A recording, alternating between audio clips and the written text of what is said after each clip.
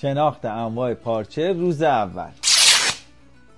تصمیم گرفتیم انواع پارچه رو به شما عزیزان معرفی کنیم.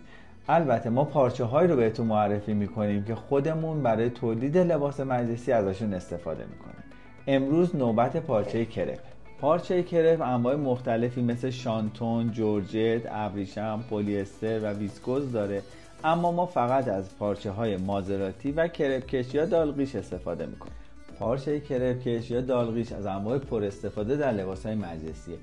این پارچه به دلیل الیاف کشسانی قابلیت ارتجاعی بالایی داره و لباس هایی که با این پارچه دوخته میشن بسیار خوشپوش هستن و فرم بدن رو به خودشون میگیرن و در اکثر مواقع تا حتی یک سایز بالاتر رو هم میتونن پوشش بدن.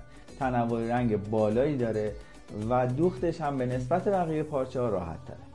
کرپ مازراتی از انواع خاص و با کیفیت پارچه است که خصوصیات منحصر به فردی داره. سقوط یا ریزش خوبی داره و به خوبی روی بدن میشینه و از نظر فرم و شکل بسیار زیباست. در برابر چروک مقاومه و نیاز به اتو کشی های مکرر نداره. البته این نوع پارچه مقداری آبرفت داره که در طراحی باید لحاظ بشه و برای دوخت لباس مجلسی با کیفیت از پارچه های گرم بالا که آبرفتی کمتری داره استفاده بشه.